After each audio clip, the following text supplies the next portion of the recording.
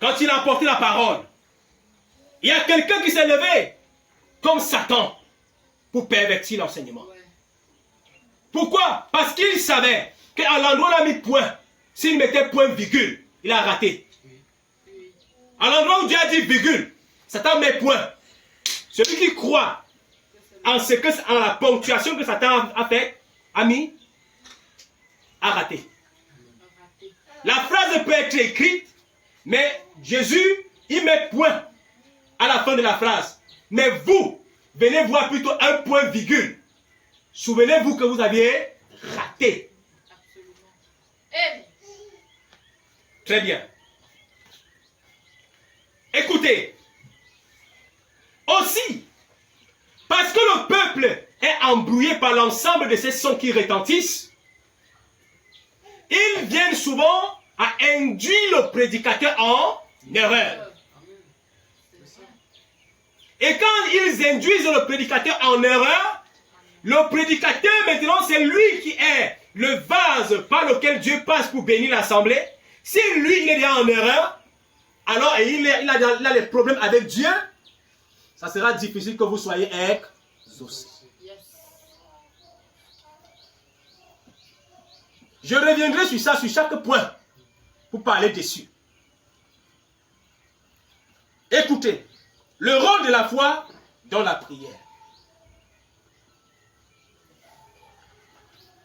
Pour la première fois que le peuple demande l'eau, Dieu demande à Moïse de frapper le rocher. Le rocher est frappé. L'eau coule, n'est-ce pas? Les gens boivent, on donne de l'eau au bétail. Mais pour la deuxième fois que Dieu veut abreuver le peuple, Dieu dit à Moïse, parle. Parle. Va avec ta verge. Va avec ta verge. Mais arrivé, ne frappe pas, mais parle. Gloire à Jésus-Christ. Maintenant, Moïse a été étouffé par le peuple, par la pression du peuple. Mais Dieu lui a demandé de parler. C'est pourquoi j'ai dit, à l'endroit où Dieu a mis point, si vous mettez point virgule, vous avez raté. Église, amen. Amen. Le fait que le rocher avait été frappé, c'est la crucifixion de Jésus-Christ. Jésus crucifié. Jésus ne sera pas crucifié pour la deuxième fois. Il est crucifié une seule fois. Il a été crucifié et tout est accompli. Moïse avait déjà frappé et maintenant il fallait seulement parler. J'ai dit quoi? Moïse avait frappé autrefois, mais maintenant il fallait parler.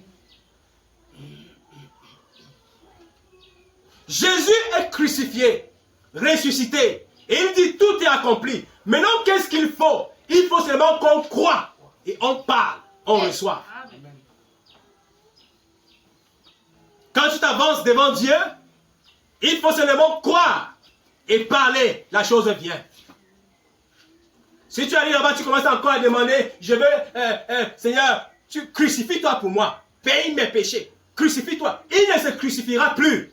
Il a été crucifié une fois pour toutes. Pour tout le monde.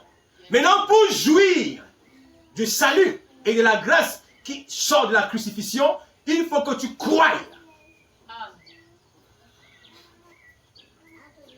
Dieu a tout accompli. Ton diplôme, ton travail, tout ce que tu souhaites est là. Mais il te faut seulement croire et recevoir. Les amens sont faibles. Amen. Je n'entends rien. Amen. Dieu vous bénisse. Amen. Dieu a pris toutes les dispositions déjà pour notre guérison. Toutes les dispositions ont été prises dès lors, avant la fondation du monde. C'est pourquoi Jésus est même venu mourir pour nous. Jésus n'est pas mort parce que c'est le même jour qu'il a pensé mourir, mais il a pensé mourir dès lors. C'est depuis que Jésus a été programmé. C'est depuis que Dieu a programmé prendre un corps de chair pour pour se livrer, pour payer le péché des hommes. Quand Dieu nous créait, il savait qu'on devait pécher. Quand Dieu nous créait, il savait qu'on devait pécher.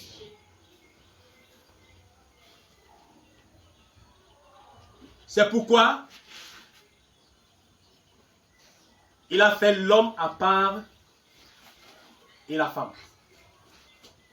Comme la femme symbolise l'Église et l'homme symbolise Dieu, dans ce schéma, il voudrait faire comprendre aux gens, Dieu n'est jamais tenté, mais c'est la femme qui est tentée. Vous comprenez? Quand Satan est venu, Satan, il devait se présenter directement vers l'homme, mais il a refusé de se présenter vers l'homme, il allait se présenter à la femme. Dieu avait déjà prévu ça comme ça. Dieu avait déjà prévu cela. Et il a permis cela, je vous ai dit ici, afin que tous ses attributs soient manifestés. Afin que, puisqu'on l'appelle sauveur, il ne devait pas être sauveur s'il n'avait pas sauvé. Et pour être sauveur, il fallait qu'il nous sauve. Et pour qu'il nous sauve, il fallait d'abord qu'on nous embrigade, on nous emprisonne. Pour qu'il soit guérisseur, il fallait qu'on tombe malade. Et pour tomber malade, il faut le péché. Tant que tu ne pêches pas, tu n'es pas malade. Vous comprenez? C'est le péché qui a fait entrer la corruption dans le corps de l'homme. C'est le péché qui a rendu l'homme malade. Et maintenant, nous sommes devenus des pécheurs pour que Dieu nous guérisse. Gloire à Jésus. Et quand Dieu nous a guéris, il nous interdit de rentrer dans le péché. Quand Dieu est venu nous guérir, il nous interdit à partir de là de rentrer dans le péché. Comme cette femme qui avait péché. Quand les hommes lui ont accusé, on voulait la lapider. Elle a couru vers un guide. Elle a couru vers un sauveur. Quand elle est arrivée, les gens disent, Rabbi, cette femme a commis adultère. Elle mérite qu'on la lapide selon la loi de Moïse. Jésus leur a dit, lequel de vous n'a pas encore péché, qui jette sur elle la première pierre. Quand ils sont restés, leur conscience leur a jugé et personne n'a pu lancer la pierre. Ils sont rentrés chez eux. Et quand Jésus a levé le visage et a vu la femme seule, il dit, femme, où sont ceux qui t'accusaient? Elles, ils sont tous partis. Il dit, moi non plus, je ne t'accuse pas. Va, tes péchés sont pardonnés. Mais ne pêche plus. De peur que pire ne t'arrive. C'est pourquoi je dirais, tous ceux qui pensent qu'ils sont dans le bain de la grâce et que cette grâce leur permet de vivre n'importe comment, qu'ils sachent que le jour où ils ont cru en la résurrection, en la mort, la crucifixion de Jésus-Christ et que Christ a pardonné leurs péchés, ils ne sont plus permis de vivre comme ils le veulent. Quand Christ nous a pardonné, il dit allez et ne péchez plus. Mais si les personnes ont pris la grâce comme étant des feuilles de figuier pour se couvrir avec et vivre comme ils veulent, tant pis pour eux.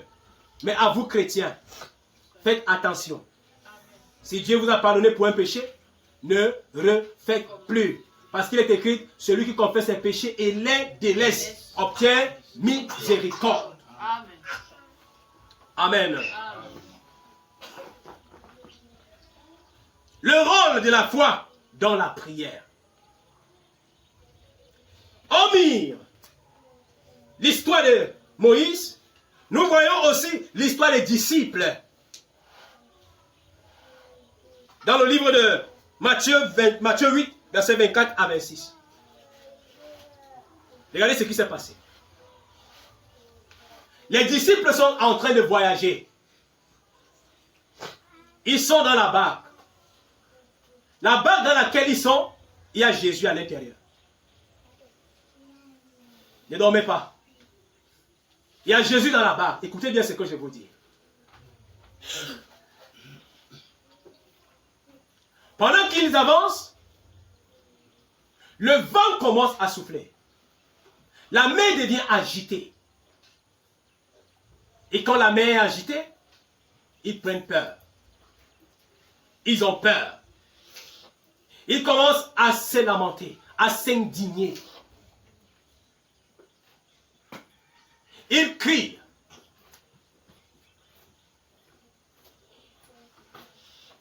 Ils pensaient que c'est en criant que les vagues de la mer devaient se calmer. Ils pensaient que c'est en criant que les flots qui montaient devraient se calmer. Mais non.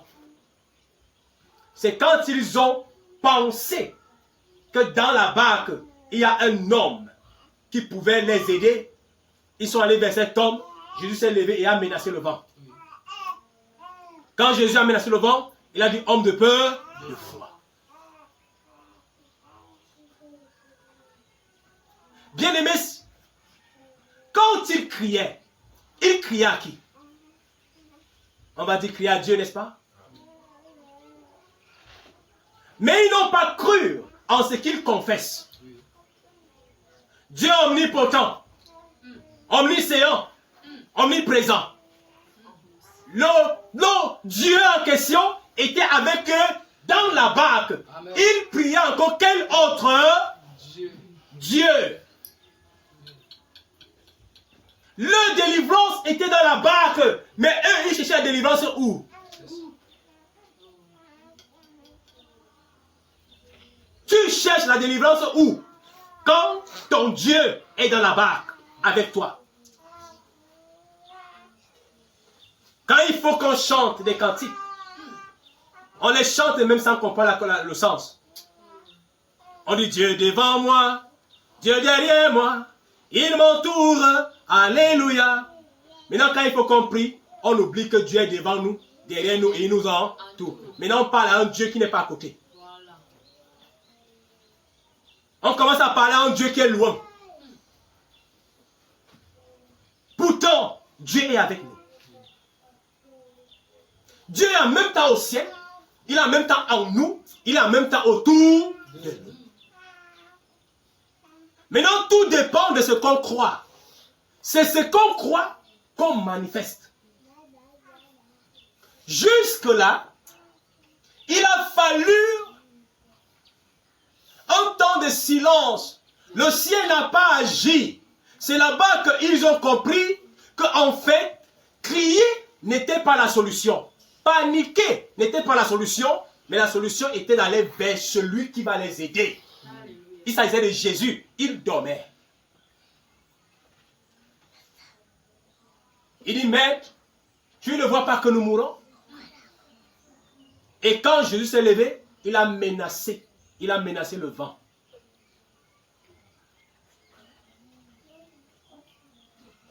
Amen. Amen.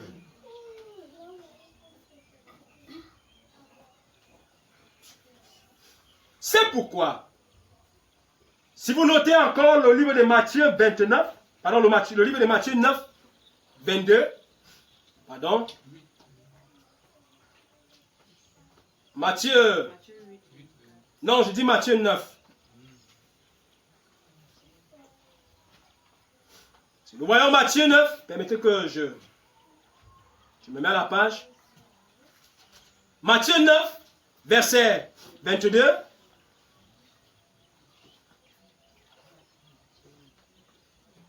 Il est dit ici, Jésus se tourna et dit en la voyant, prends courage ma fille, ta foi t'a guérie. Et cette femme fut guérie à l'heure même.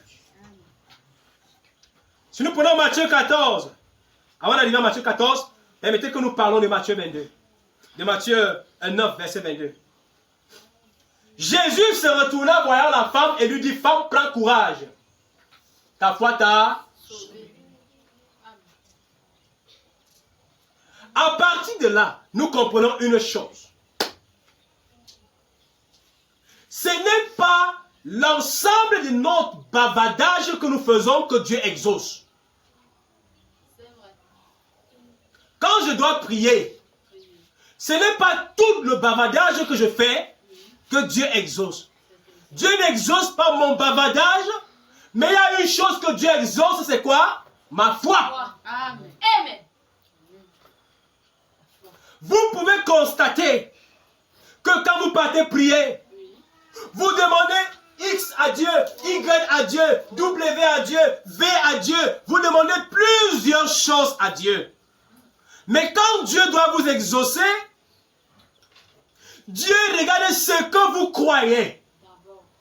Cette dame, elle a demandé combien d'objets? On lui a demandé 50 objets.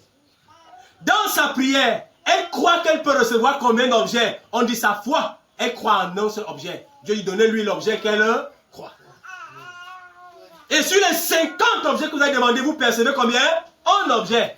Et quand vous percevez un objet, vous dites que Dieu ne vous a pas tout exaucé. Le problème, c'est que vous n'avez pas cru en tout ce que vous aviez demandé.